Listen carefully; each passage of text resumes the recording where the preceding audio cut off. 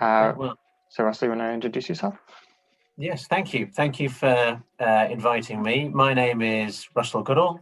I'm a professor of metallurgy at the University of Sheffield. So that means that I'm involved in both research on metals and metallic materials and also teaching, a bit of both. Yeah, great. Thank you very much. There was just one more thing that I was interested in because everyone's working from home at the moment. I was wondering, how has it been working from home, being a professor at the uni? And well, that's a really good question, actually. It's I think working in an academic environment is quite varied anyway. Every day is different to the last day, and so on. There's always different challenges or things to do. And in some ways, doing that from home just introduces some more different challenges to deal with. Of course, like everybody across the country, I think having to work from home has been probably not exactly what I would have chosen. There are some nice bits about it, and I've spent most of the working day in my slippers, for example, and things like that.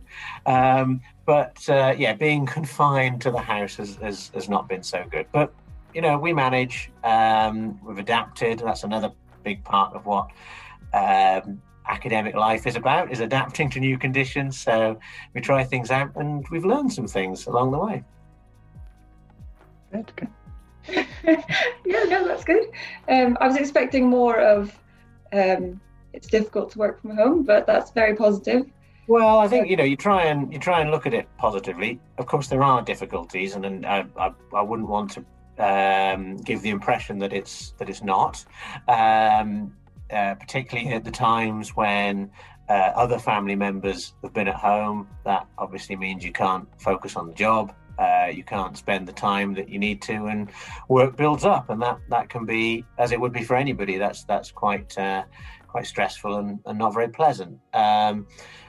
In terms of being sort of specifically being a university academic in this situation, we're perhaps a little bit better off than some people, because the resources to work from home that most of us need are relatively simple. The researchers who spend day to day in the lab will find it a lot more difficult, because you can't bring some of those bits of equipment home and do that work elsewhere. In the sort of the supervisory role, that's not necessarily such an immediate challenge. Although, of course, you have other people that you work with that you want to support. So yes, absolutely, there have been challenges as well. Yeah, I guess I'm being filmed. I don't like this. I guess we can start with the main bulk of this now. You did your PhD at Cambridge, didn't you? That's right, yes. And where did you do your undergrad? I did my undergraduate degree in Oxford. And what was it? And why did you choose to do that? So I'm, I suppose perhaps I'm a little bit unusual in the world of materials, in that I've been doing materials almost my whole career.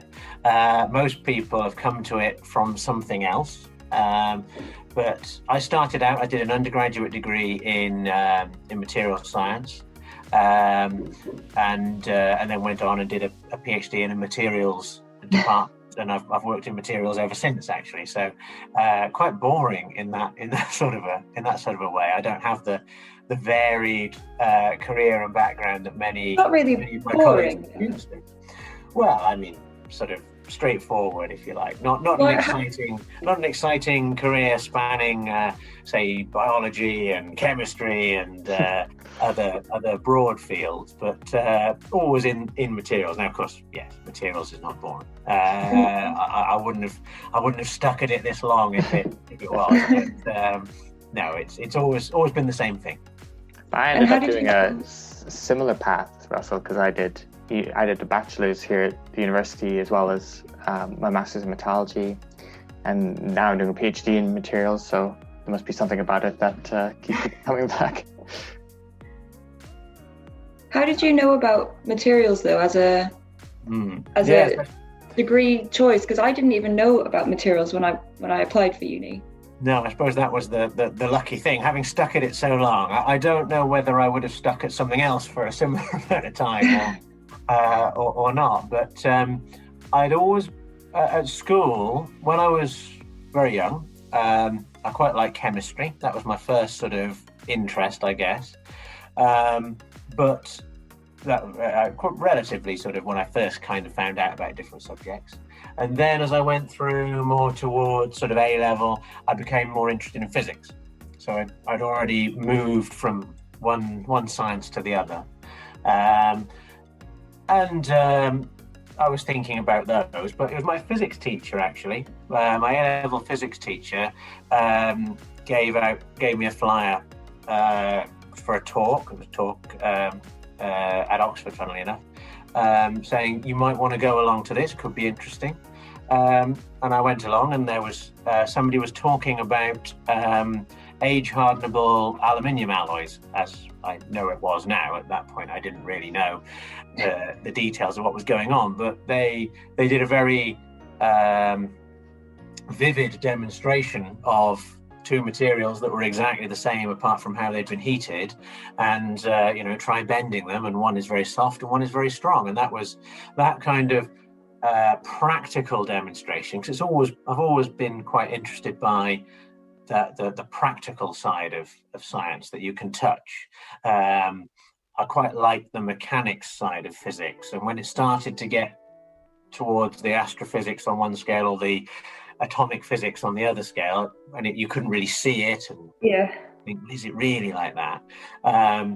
That's where it started to be a bit less interesting to me. So seeing something so practical and so obviously I can see how that's useful, I can see why you might want to do that, that drew me in. And I then also, slightly more practical minded again, I found out that there weren't that many people going off to do materials at university, so I thought that could be a good career move as well. Those two things together, that sort of set me off on that path, and obviously then actually learning the subject, I found it was quite interesting and enjoyable. Yeah, it seems like quite a luck-based thing, based on what teacher you get. Because I definitely did engineering because I had a teacher that was really good. Yeah, I think it's those sort of personal human connections that inspire you, that draw you into something. And it is very much, what if he hadn't had those flyers, or if he'd had a flyer to something else? I don't know how deeply he thought about that, as this might be the right subject for young Russell, but it could have been anything, and that may have set me off in a different direction. So I think there's probably a lot of luck in life anyway, in these life events and things that you come across. But yeah, absolutely, it's one thing that leads to all the rest. Yeah. And then was it luck again that made you do a PhD and not go into a job? I think that was probably slightly less luck based. I'd always been kind of interested in understanding in science and things like that, and in a sense I think I've always wanted to sort of test myself, if you like, to see could I do that, could I go to university, could I go, that sort of thing. And each stage, looking back over education, my educational history, each stage was a bit like that, sort of, there is a thing here, could I do that, and that kind of challenge has motivated me. And I you never know what's going to happen, but I was all from probably fairly early on, it was always something I was aware of, this route existed, and that might be something to try and do one day. Maybe I'd be able to do that. So by the time I'd finished my undergraduate degree, I understood that I did like the subject. I'd done a research project, been involved in some experiences there. I knew, or I felt that I enjoyed that kind of thing. So I think I was pretty set on PhD. I don't remember making any job applications at that time. It was just PhD places that I was looking at. That's actually quite interesting that you already knew, because I know a lot of people who leave to go and do work and then decide they don't really like that and they like their research projects and decide to come back and do a PhD. That's most of the people I kind of know from my degree that have done that anyway. I think it's obviously everybody has different things. I think that was perhaps something that I'd been although I didn't necessarily know much about it at all when I was growing up, what it was actually like, or what it really even was. The idea of academic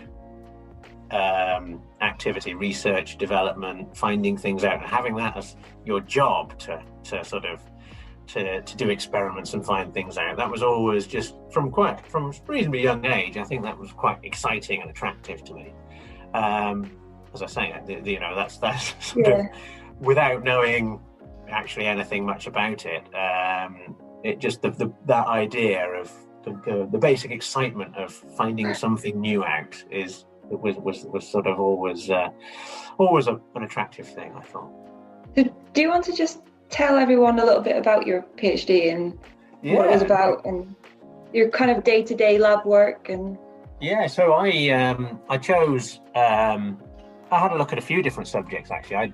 I'd worked in my final year project. I'd worked on superconductors, and support structures around them. Things how to make superconductors a little bit closer to being reality was sort of the focus. And there were some interesting discoveries, and it was quite nice, and could have possibly carried on in that area, but I was more interested in sort of mechanical type things. I wanted to maybe something a little bit more on the processing, making materials kind of side, and a bit less of the complicated calculations was what I was after. So I looked around and I found an opportunity to study a new material that had been invented. So some people at an organization called TWI, or the Welding Institute, they had come up with a composite material, so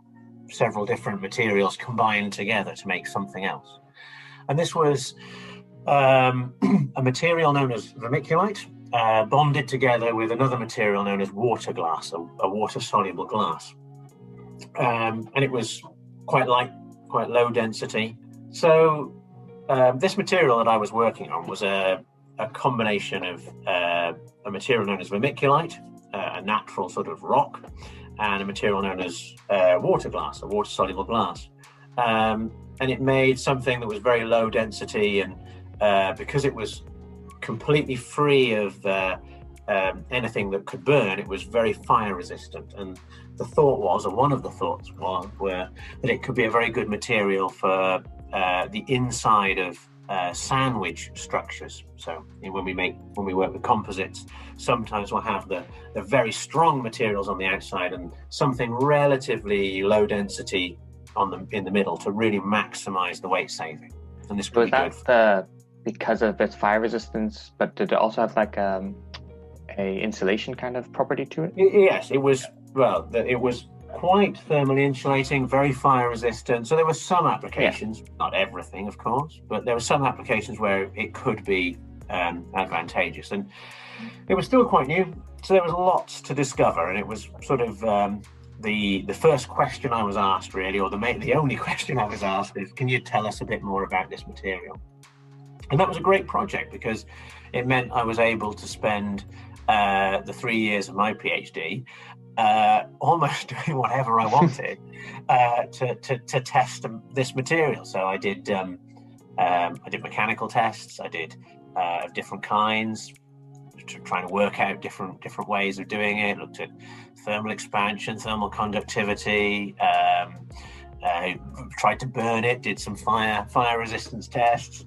All of quite a broad array of different things, and that also involved because it was quite an unusual material. Some of the tests weren't well set up for that, so I had to do some work on test development as well to adapt that. And that's perhaps slightly more that's perhaps where the more enduring findings of my work came from. But it was so it was a good broad exposure, and it was all pretty much all experimental. I did a little bit of calculations and theory and modeling type stuff, but very, very simplistic level, and really just to understand the experimental results that we were introducing. So yeah, very much experimental, definitely. Okay. And so was it from that, Russell, that because I mean, when I did a project with you, it was about porous materials. Is that kind of what got you started in that area? Yeah, so that then, and that's where, of course, there have been changes. Earlier on when we were talking, I said that I kind of kept on the same thing in a boring kind of a way. But within that broad spectrum of materials, I have hopped around or progressed from one thing to another. So yes, my very first research was in superconductors. And then I moved to this sort of combination of a natural mineral and a glass, and worked on that as a sort of a type of composite material. And in that, very much towards the end of my work, I did some comparator tests just to try and understand more how this material compared to other materials. I did some comparator tests on metal foams or porous metals, sponges or whatever sort of structures, to see how they stood up, because they were also, being metals, they're relatively temperature resistant, and being porous, they're relatively lightweight. So it was kind of a straightforward comparison to do. Now, my overall experience in the PhD was pretty good. I enjoyed it. So I thought I'll try and stick with this. This sounds like a good thing and a good area to work in. It seems to suit me. So then I looked for a postdoc position, a position sort of as a professional researcher, effectively, not studying for a qualification for the first time in my career to that point. And I ended up in a group in Lausanne, in Switzerland. I thought science is very international in normal conditions, certainly, and I thought there was a possible opportunity to stay in Cambridge and work on a similar sort of similar post there. But I thought it's probably a good time to move somewhere else. And if I'm moving somewhere else, I might as well move properly and experience a different country as well. So I went over there, and one of the activities of the group was research work on porous metals, and they didn't really have a postdoc in that area, so I adopted that along with a couple of other lines of research as the areas that I would focus on, and that led on through staying with porous metals of different kinds. That led on through to when I came to Sheffield. And started to be a sort of an independent academic, if you like, not part of a group led by somebody else. That was the research or the research area that I brought with me, and indeed have carried on throughout, including the project that you did. This was kind of one of the things we were interested in, is fellowships, and how do you actually progress from postdoc onto fellowship, and how do you apply for these things, and do you have to have your own ideas to start your own group? And it's just something that is kind of thrown out there as words, fellowship, go and do that after a postdoc, but what does that actually mean and entail?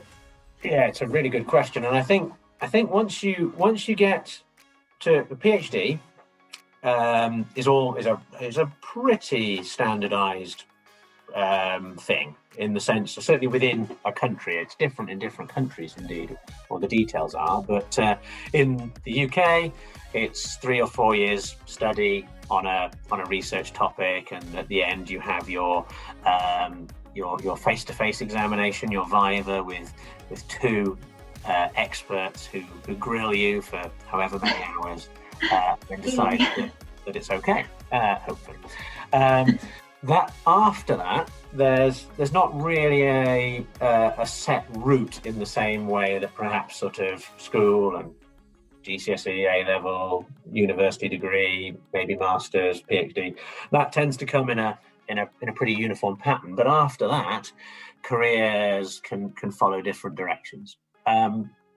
It's quite normal but there are, of course, exceptions for people to work as a postdoc for a bit, so sort of work for somebody else before they move to the next step. And that's as I said before, that's a bit like researching as a job. You've got a defined broad scope topic. You may well make quite a lot of day-to-day decisions about what you do and how you answer that and bring your own creativity to it. But there is what your challenge is, what the problem you're working on is sort of defined by the project that you're employed on. Whether perhaps after that or perhaps instead of that, people can get a thing called a fellowship, which is more of a personal award. It's something that if you have some research ideas yourself and you can sort of demonstrate that you've got some potential as a researcher, you can then apply for and perhaps be lucky. They are quite competitive, but perhaps be lucky to gain a fellowship. But yes, that's sort of something that comes with an idea for a research theme, and it's probably something a little bit bigger than just an idea for an experiment or just an idea for we could do this, but more, this is an area that nobody is looking at, or this is an area where we could use this new approach and really make some difference, and it's an idea that comes from you. And if those people who do get fellowships, they often make quite good stepping stones into a permanent academic position, because a fellowship will last for 3, 5, a certain number of years. It's still a defined project, albeit a bit more about the actual person who's generating it. Okay. But it's not compulsory. I didn't have a fellowship between postdoc and becoming a lecturer, so it's certainly not a compulsory thing.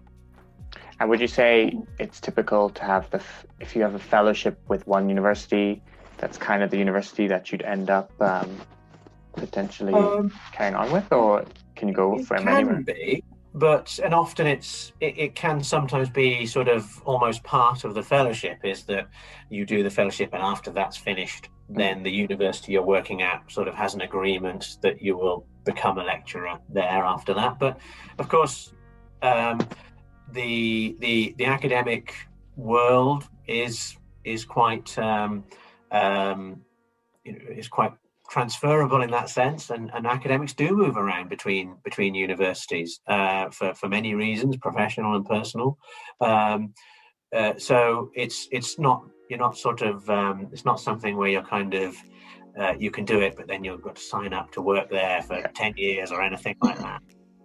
Do your time. No, it's like being employed by a big company, really. Yeah. You might have an agreement that you'll work in a certain role, and then you'll be progressed when so and so retires. There might be a plan, but that doesn't mean you have to follow that plan. Things can come along and change that.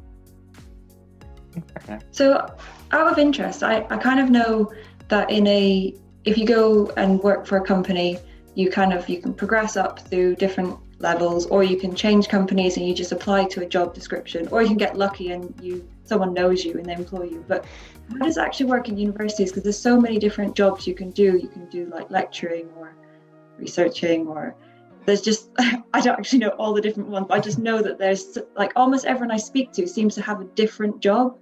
And how does that work? Are there different? Do you move between different levels, or is it just different things you're interested in doing more? Like if you're more interested in teaching, you do more teaching, or? Well, it's probably more. It is probably more sort of set out like a company than you might think. It might not be especially well publicised how it is, but there is a. It may be different in different universities as well, of course. But there's frameworks for career progression. There's kind of job statements, if you like, that are written. Postdoctoral positions or new lectureships would be advertised for applications. They don't always come around very, particularly the lectureships don't always come around very frequently, but they do go out there, and you do see adverts from time to time. people will apply, and there'll be an interview, and they'll, people will get selected, and then it really does work. It's not, it maybe, I don't know what it would have been like sort of 50 years ago, whether there was a lot more happening in, behind closed doors or with the academic gown on or whatever. But nowadays we have job appraisals. We have, there's times when you can apply for promotion, all of these sort of things. It has a lot more similarities with an industrial job, say, or a job in other sectors than you might think. Okay, because that's interesting, because I know that, like, if you want to be a teacher, obviously people go through teach first and do all that stuff, but then if you've done a PhD and a postdoc, and then you can become a lecturer, that seems like a big jump, because suddenly you're teaching, but you've not done any sort of teacher training. Well, that's true, but we are, and have been for quite a few years. We do have to do a certificate level teaching qualification. Oh, okay. So anybody, certainly this is how it's run in Sheffield. I think it's quite similar in most universities. It's a requirement of the role as a new lecturer that you have to undertake a program of training in teaching, because yes, it is. Otherwise, you're being asked to do a job that you're not trained for. Yeah, exactly. That's actually quite good to know. So. Yeah, you are allowed to do your teaching whilst you're studying for it. So you might find your practice changes a bit in the first year as you get the experience. But yeah, I think what I've seen, certainly for people who I know are new lecturers now or have been recently, people do spend a lot of time in trying to make their teaching as good as possible. Even if they're not experts when they come in, people really do invest a lot of time in trying to get it right. Oh yeah, no, definitely. I've seen some of the new lecturers make their lecture slides, and they do spend a lot of time on it. It's interesting that you say that there is training, because if I'd done a PhD, postgrad and a postdoc, and suddenly I'd be applying for a lecturer position, I'd feel really out of my depth, and I probably wouldn't have applied. But now that I know that there's some sort of, that you do some sort of training, it does help. Yeah, no, I think and once again, maybe things, maybe the environment would have been very different a long time ago, but now there is a lot of there's as there would be in many careers, there's lots of support there. Most new academics would be given a mentor, so an experienced person sort of to assist. A lot of things now are done collaboratively as well, not in all cases, but a big lecture course might be taught by more than one person, or at least there might be bits where different people would input. Many of the other staff involved in teaching, so technicians, graduate teaching assistants, DTAs, PhD students, and so on. Training is given to them in teaching as well. It's not just sort of assumed that they'll pick it up as they go along. So there's a lot more.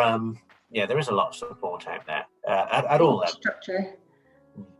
Yeah, it seems a lot more structured than I initially thought. Actually.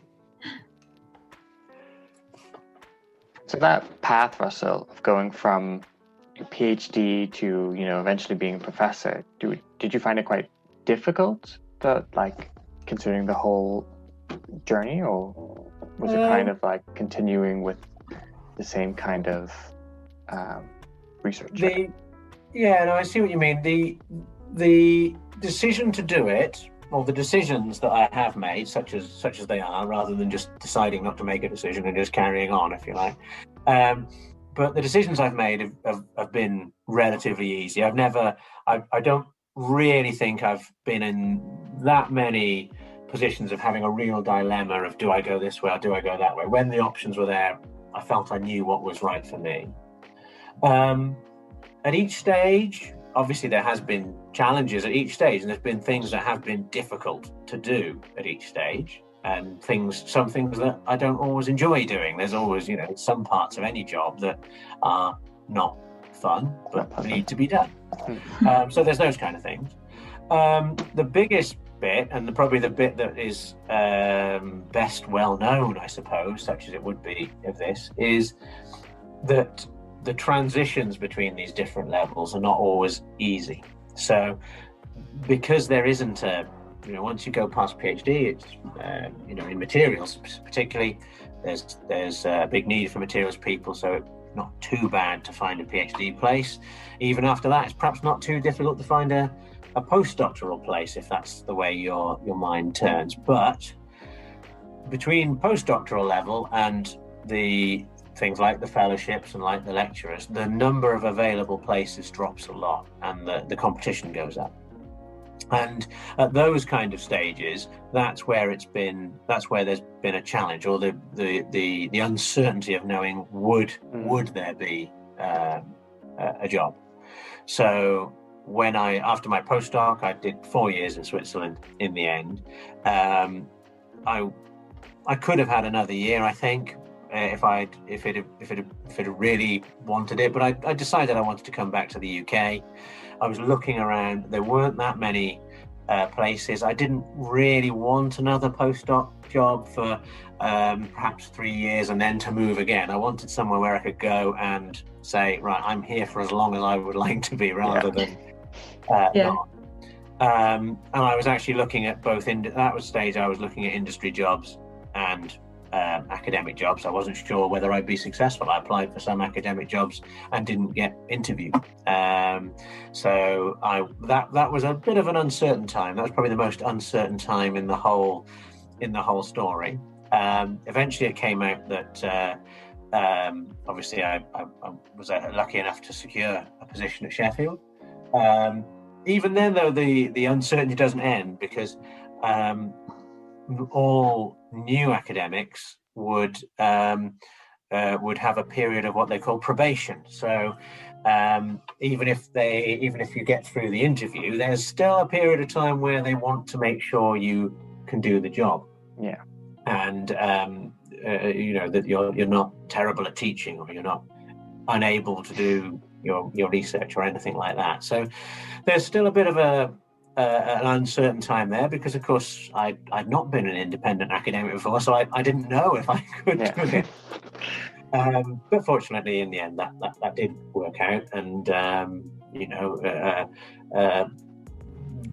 I think I feel pretty secure and stable in things at the moment. And but that's the difficult period, and I think for most people, who wish to follow an academic career path, that is the difficult stage between a postdoctoral position and then getting into something that's a bit more permanent is not easy, and not easy to keep your willpower to keep going for it in some situations.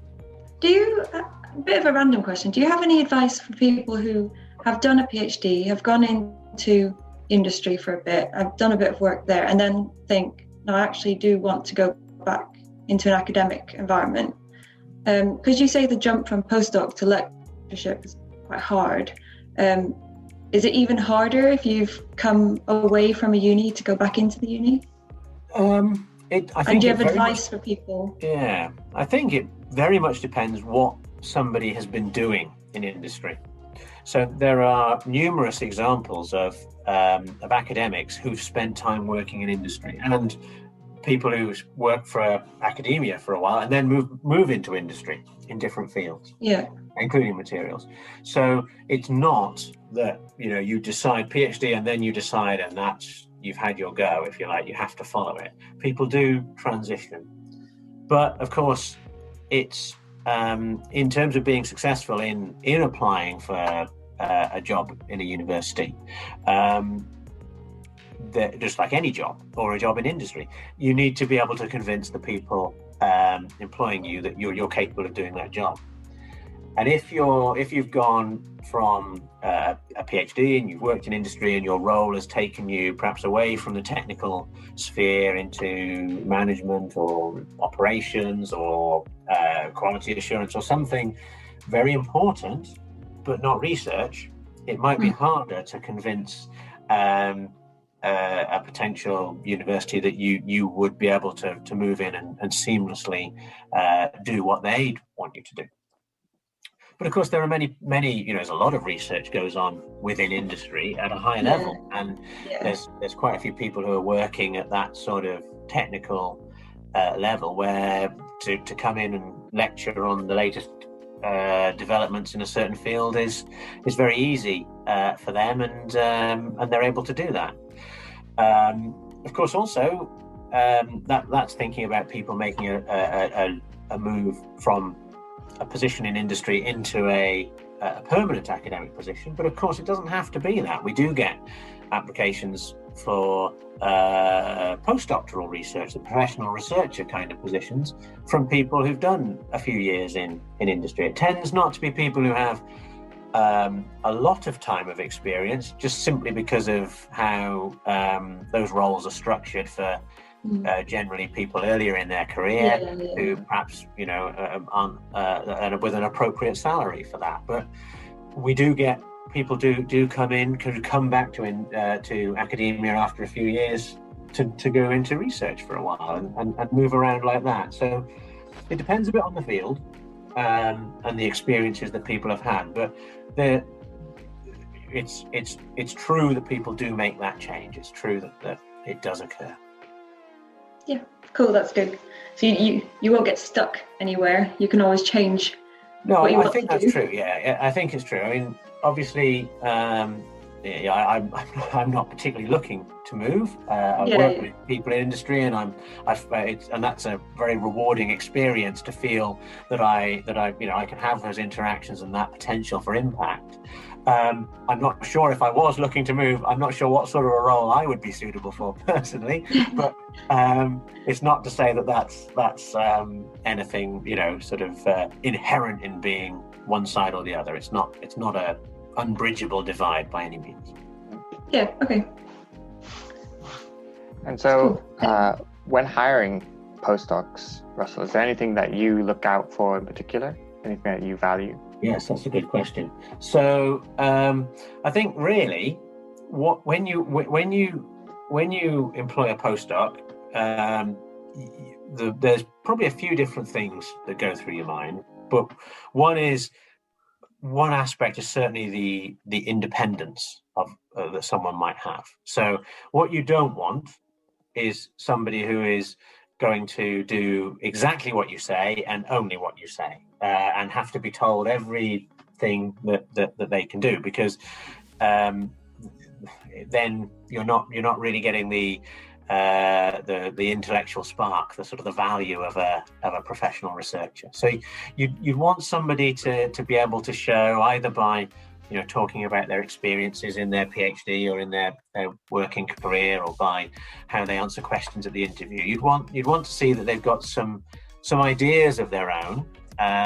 Not to say they can answer all, or they know how to do the whole research and you'll never see them, and they'll just come at the end of 3 years and say there's all the reports and everything you need to know. But somebody that you can have the confidence that if there's a problem, they'll have some ideas of how to solve it before they come back and say, this is what can I do. Possibly you probably would also look for somebody's skills and experience in a relevant area. It's if you can employ somebody who's worked on the material before, that's probably better than employing somebody who's never seen it before. They may have some useful knowledge, but that's not always a requirement. Sometimes a project can be so specific that nobody has worked on that material before, or nobody available has worked on that material. So it's not always a requirement. Communication ability is also important. I think that somebody can express themselves to you, can tell you what they've found and how they interpret it, and can potentially do that to say a conference or a research partner if there's meetings like that need to be attended to. Those are probably the main specific skills that come to mind. But there may be many other things that are appropriate for for different projects. If a project is especially collaborative or where there's lots of PhD students in that area, you might think about somebody's ability as a team worker or as a leader and so on. So all these sorts of things can come up. Fair enough. And is there anything interesting to look out for in the next 5 to 10 years in materials science and engineering, in your opinion?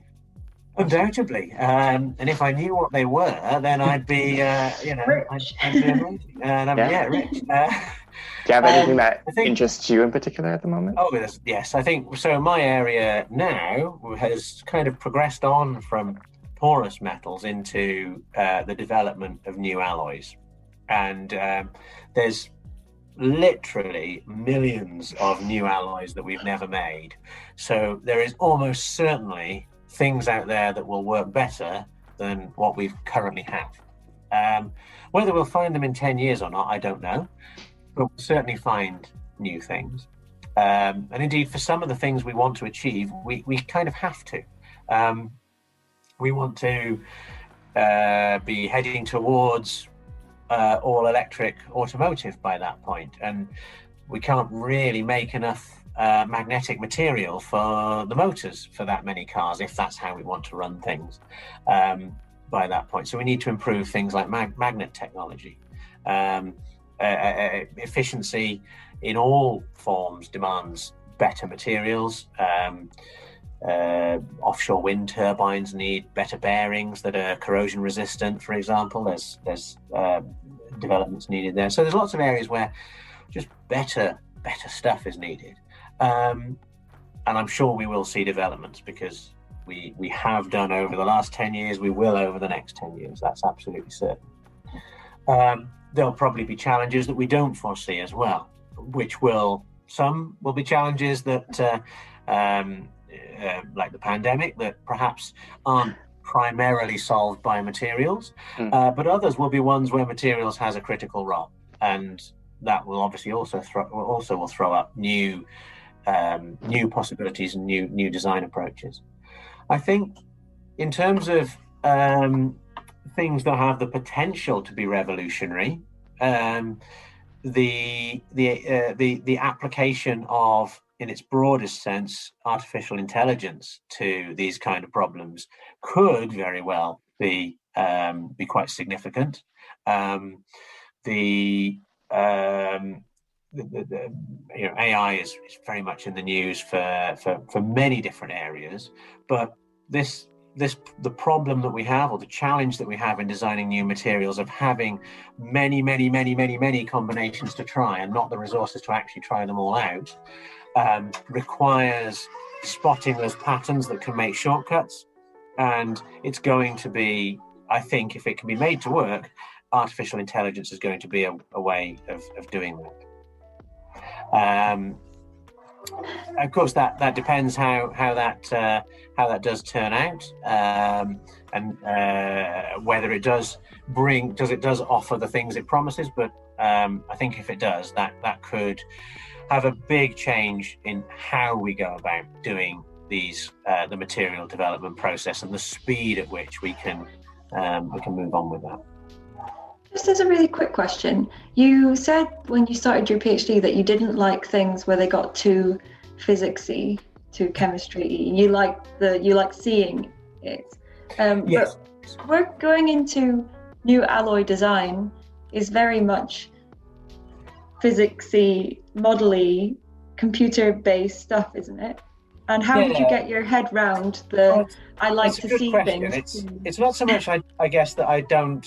I find space fascinating. I find quantum and subatomic and all this. I find it interesting, but I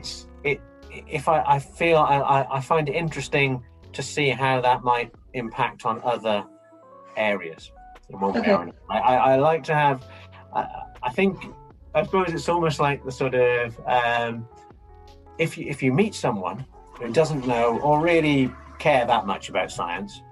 I like to have something that I can talk about that's very obvious and clear why what I do is important or useful, Yeah. rather than just being something that remains kind of very remote from day-to-day experience. And why do you do them?